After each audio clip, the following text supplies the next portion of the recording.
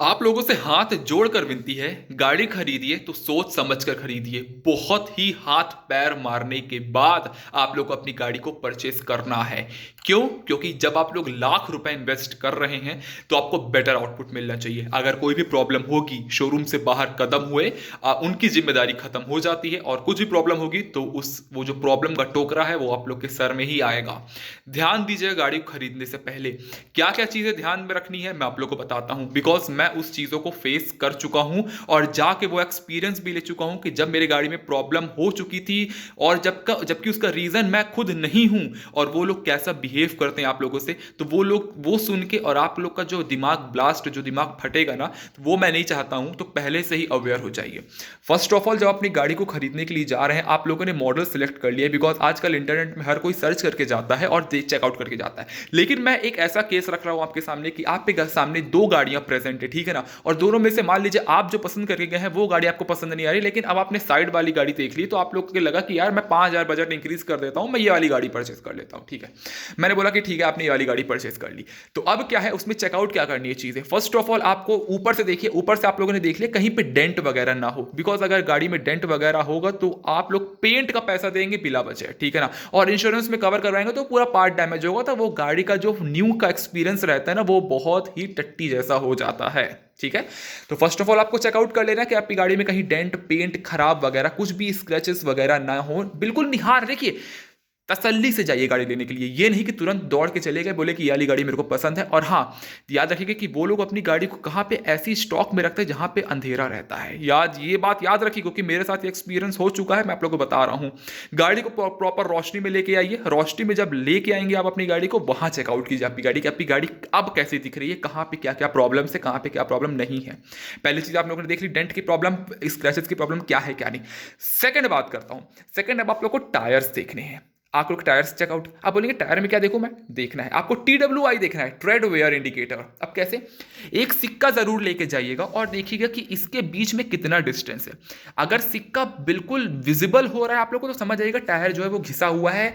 वो टायर जो आप लोग के गाड़ी में लगा हुआ है वो पुराना टायर था, एज सच उसको नया बना के पॉलिश वगैरह करके इस गाड़ी में इंस्टॉल कर दिया गया है। तो ध्यान दीजिएगा आपके टायर वगैरह किस कंडीशन पे है, चेकआउट कीजिएगा पूरे टायर वगैरह, उसका TWI चेकआउट कीजिएगा, प्रॉपर चेकआउट कीजिएगा। मतलब कि इसका जो वॉल्व है वो लूज तो नहीं कर रहा है, इसका जो ये जो एलॉय है इसका प्रॉपर है कि नहीं है, इसके ब्रेक्स वगैरह प्रॉपर दिख रहे हैं कि नहीं दिख रहे हैं, सब कुछ चीजें, ठीक है ना। अब थर्ड, सारी गाड़ी में हाथ लगा के देखिए, दबा के देखिए, कहीं से कोई साउंड वगैरह तो नहीं आ रही है। अगर साउंड आ रही है तो प्रॉपर चेक करो जी, बिकॉज अंदर से क्या होता है, क्लिप टूटी हुई रहती है। मैं एक्सपीरियंस कर चुका हूं ये सारी चीजें, मैं अपने एक्सपीरियंस के तौर पर बता रहा हूं आप लोग को, क्योंकि क्या होता है, अंदर से कोई पार्ट ब्रोकन रहेगा और वो लोग आपको बोल देंगे नहीं नहीं, ये गाड़ी में हर गाड़ी में साउंड रहता है, ठीक है ना, और जबकि होता नहीं है। आप लोग उसको चेकआउट करवा लीजिए, कहीं पे प्रॉब्लम ना हो। फोर्थ, देखिए मेरे गाड़ी में, मेरे केस में क्या हुआ था कि मेरे को यहाँ नट बोल्ट नहीं मिला, मेरे पीछे का जो फ्रेम था वो टूटा हुआ था, मेरी गाड़ी में वाइब्रेशंस थी, मेरी गाड़ी में थ्रॉटल लैग था, मेरी गाड़ी में इसके बीच में पार्ट में आवाज आती, तो पन्नी की हेल्प से मैंने काम करवाया, उसके अंदर का जो बुश था वो खराब था। मतलब मल्टीपल प्रॉब्लम्स थी। सब में आऊंगा मैं धीमे धीमे करके, मैं आप लोगों को बता रहा हूँ स्टेप बाय स्टेप, ध्यान दीजिएगा। जब आपकी गाड़ी में बैटरी इंस्टॉल हो जाए, मान लीजिए आपने सब कुछ चेकआउट कर लिया, मैं फ्रंट पोर्शन की ही बात कर रहा हूं, जब बैटरी इंस्टॉल हो जाए, प्रॉपर स्टार्ट करके देखिए 5 से 6 बार कि आपकी गाड़ी स्टार्ट होने में गंदी साउंड तो नहीं कर रही, जैसे नॉर्मल स्टार्ट होती है वैसे स्टार्ट हो रही है। अगर हो रही है, वेल एंड गुड।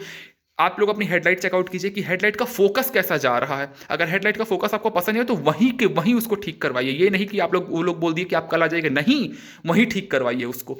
उसके बाद जब आपने देख लिया कि आपकी गाड़ी मतलब बैटरी जब इंस्टॉल हो जाएगी, तो प्रॉपर इसके DRLs जला के देखिए। मतलब अगर DRL अलग से जलाने का फीचर है तो ठीक है, नहीं है तो ऑटोमेटिकली वो ऑन हो जाते हैं। और जो आप लोग के टर्न इंडिकेटर्स है, देखिए प्रॉपर इंडिकेट हो रहे हैं कि नहीं हो रहे हैं, प्रॉपर जल रहे हैं कि नहीं जल रहे हैं, प्रॉपर काम कर रहे हैं कि नहीं कर रहे, बिकॉज कभी कभी क्या है, तो क्या होता है ना कि बल्ब फ्यूज हो जाता है, कभी कभी बल्ब ही फ्यूज होता है। फोर्थ, आप लोग को चेकआउट करने के आप लोग का जो सस्पेंशन है वो आवाज तो नहीं कर रहा है, बिकॉज क्या होता है, सस्पेंशन काफी ज्यादा साउंड करने लग जाता है टाइम टू टाइम। तो आप लोग प्रॉपर उसको दबा के देखिए सस्पेंशन की आवाज कर रहे हैं कि नहीं कर रहे। देखिए तसल्ली से जाइए गाड़ी खरीदने के लिए, बिकॉज लाख रुपए 2 लाख रुपए इन्वेस्ट करना बहुत बड़ी बात होती है, ठीक है ना। फिफ्थ, थ्रॉटल देखिए, क्या थ्रॉटल लूज है, बढ़िया है, ये सब गाड़ी आप लोग चेकआउट कर रहे हैं ना, ये सब 20-25 मिनट का काम है मुश्किल से, ठीक है ना। थ्रॉटल चेकआउट कीजिए, ब्रेक्स चेकआउट कीजिए कि ब्रेक्स प्रॉपर टाइट हैं, लग रहे हैं कि नहीं लग रहे हैं।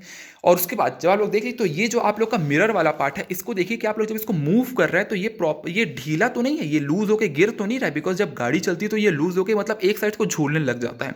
तो आप लोग यही चेकआउट करने के कि ये लूज ना हो, झूल ना रहा हो, मतलब एकदम फिट हो, एकदम फिट एंड फाइन हो, और प्रॉपरली इसकी जो मोबिलिटी है, ये मूवमेंट है जो इसका, ये प्रॉपर होना चाहिए, ये नहीं कि ये झूल जाए, ठीक है ना।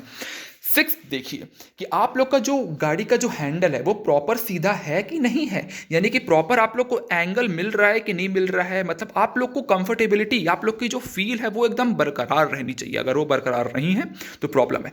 जब आप लोग को अपनी गाड़ी का इंडिकेशन ऑन करें तो आप लोग का जो स्पीडोमीटर का कांटा है वो प्रॉपर घूम रहा है कि नहीं घूम रहा है, आप लोग का जो मोड वाला बटन है काम कर रहा है कि नहीं कर रहा है, आप लोग का जो अपर डिपर इंडिकेटर हॉर्न वगैरह सारी चीज़ें काम कर रही है कि नहीं कर रही हैं।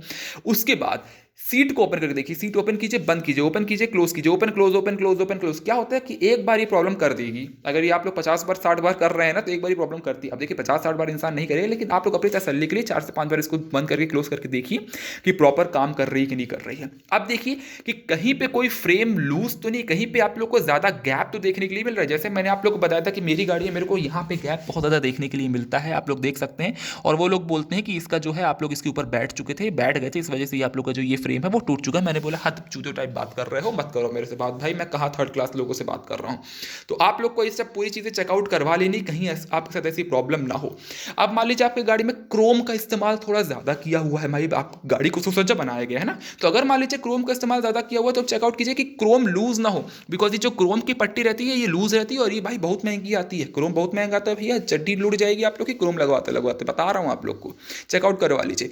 फिर जब ये सारी चीज़ें चेकआउट हो गई आप लोग की, फिर गाड़ी को बढ़िया टेस्ट ड्राइव मिलेगा। बोलिए कि अभी मैं पेमेंट हाफ पेमेंट कर रहा हूँ, फुल पेमेंट कर रहा हूँ, कुछ हर चीज़ रोक के रखिए अपने पास और गाड़ी को ड्राइव करके देखिए। जब आप लोग अपनी गाड़ी को ड्राइव करिए, संतुष्ट हो गए आप लोग अपनी गाड़ी से, बोले कि हाँ अब ठीक है, अब लग रहा है कि हाँ मैं अपनी गाड़ी को ले जा सकता हूँ, तभी अपनी गाड़ी को लेके जाइए और बोलिए कि हाँ अब ओके है, ब्रेक्स वगैरह, थ्रॉटल वगैरह। और हाँ, अपनी गाड़ी को जब आप टेस्ट कर रहे हैं तो ये नहीं कि भाई नई नई गाड़ी है यार, मैं तो अपनी गाड़ी को ऐसे खड्डर वाले रास्ते में थोड़ा लेके जाऊंगा, मैं तो अपनी गाड़ी को चिकनी चिकनी रोड में चलाऊंगा। अरे नहीं भैया, ऐसा नहीं करना।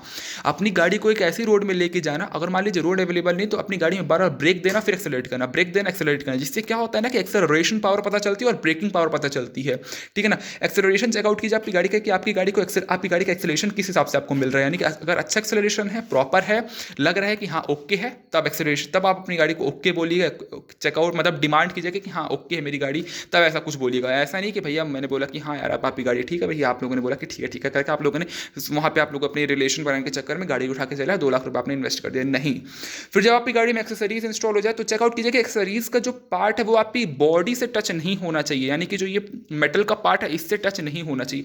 अब क्यों नहीं होना चाहिए, वो इसलिए नहीं होना चाहिए क्योंकि क्या होता है जब ये जो एक्सेसरीज का पार्ट है जब ये मेटल से टच होता है ना तो आवाज़ करता है टर टर पर पर टर टर पर, तो आप लोग को ही निकलवाना पड़ जाएगा और आप लोग परेशान हो जाएंगे गाड़ी के में आवाज़ कहाँ से आ रही। तो चेकआउट कर लीजिएगा ये सारी चीज़ें कि आपकी गाड़ी का जो मेटल का पार्ट, जो एक्सेसरीज है वो मेटल के पार्ट से आप लोग का टच नहीं होना चाहिए।